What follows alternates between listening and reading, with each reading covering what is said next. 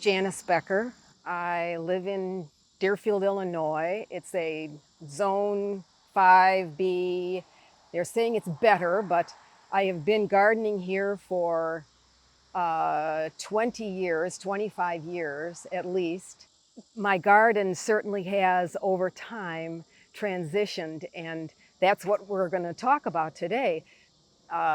I did an article, or there was an article done by Fine Gardening in my garden about, well, I'd say 9 years ago. And the article was all about shade gardening, gardening in the shade. And when you look at this garden, you will say, what? What?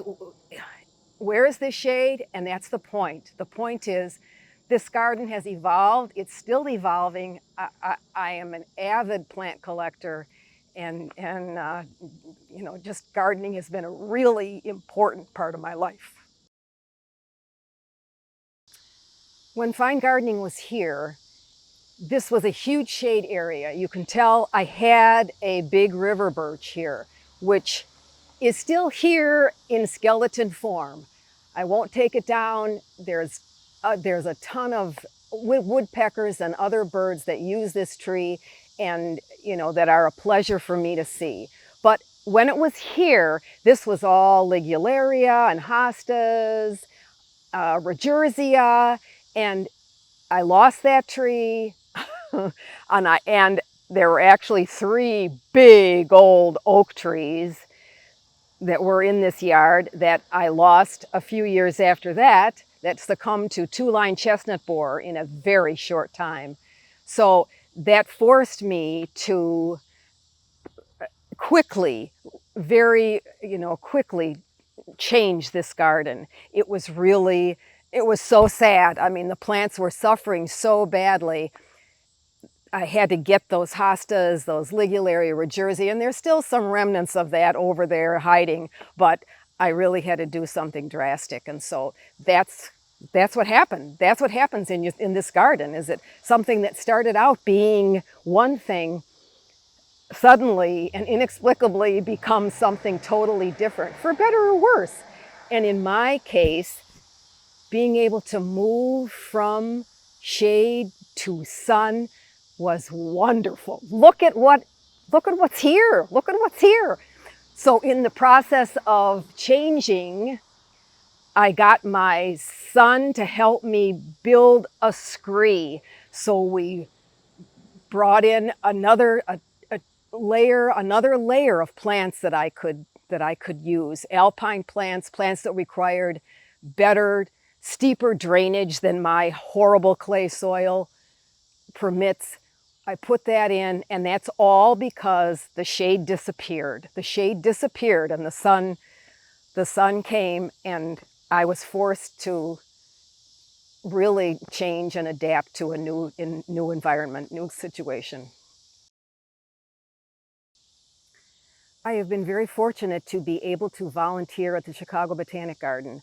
I actually became a master gardener through their program, and then was required, because of that master gardener program, to volunteer, and fortunately volunteered in the evaluation gardens. So not only was I exposed to a vast number of different perennials, but I also got to know some important people, and ultimately ended up doing rose evaluations for them, the David Austin roses, which increased my love of, roses.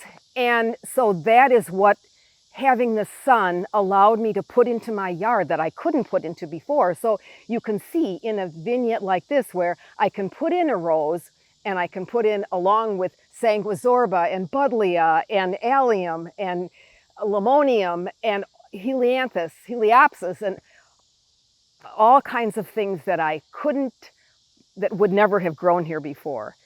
The stuff that was here before is in the backyard, in the shade.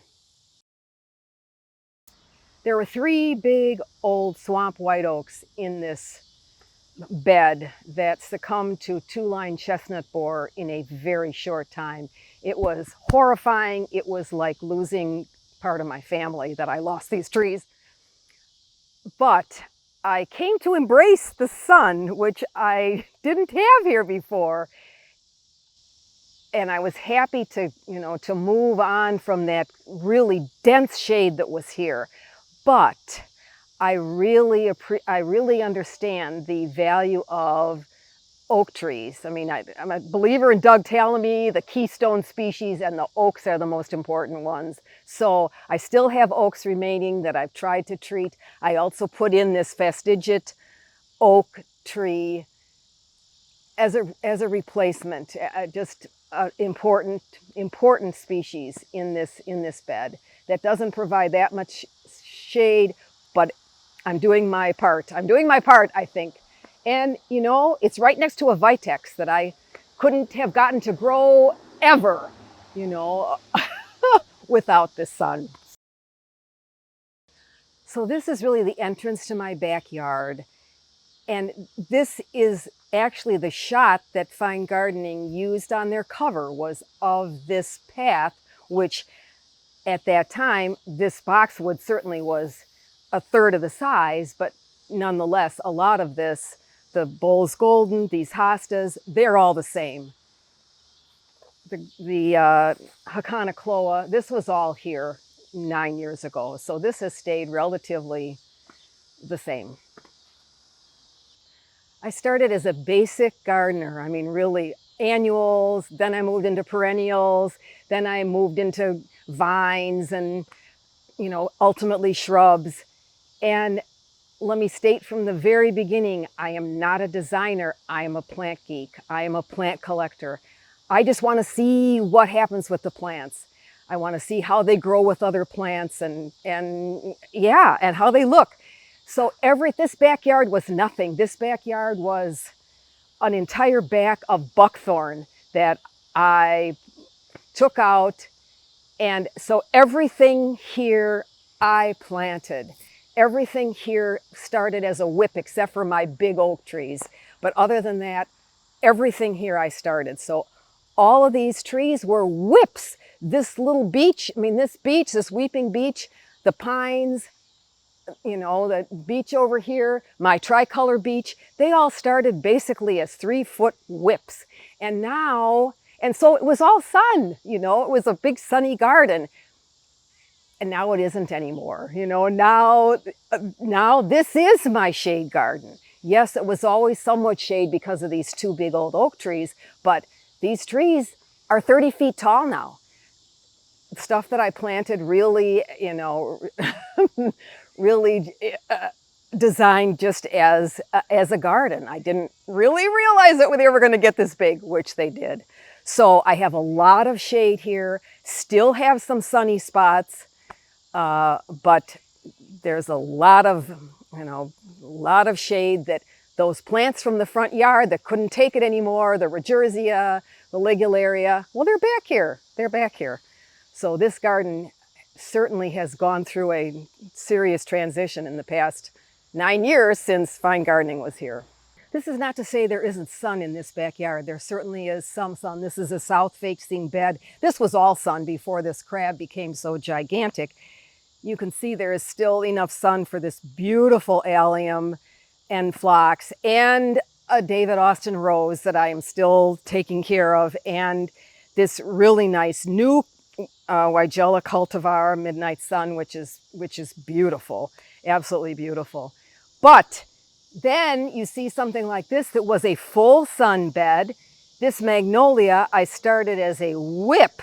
It was literally nothing, and now it's a really spectacular tree, but in the meantime, everything underneath it had to change, and this is where a lot of that stuff came. You can see there's regerzia in there, there's big hostas in there, there's hydrangea, there's cimicifugas or actaeas, ligularia. They all came in here from the front because of the sun that, that I lost back here.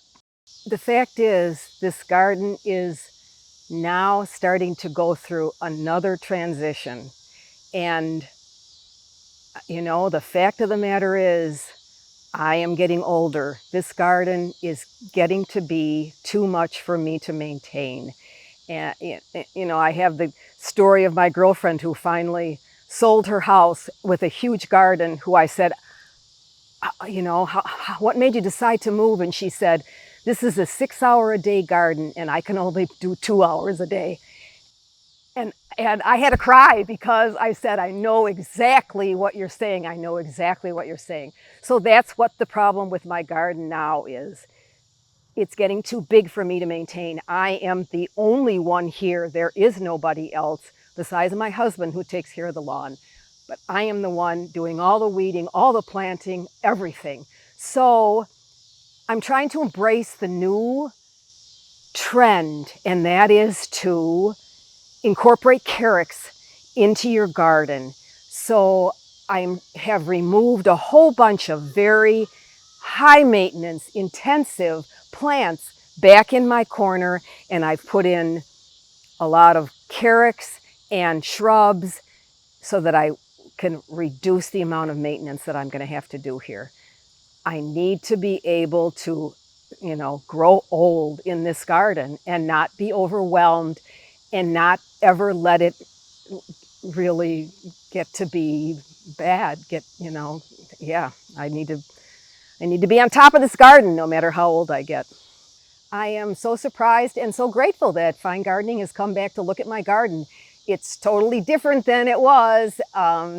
It's, you know, I'm happy with my garden. I'm proud of my garden, and I'm really happy to share it with you and Fine Gardening.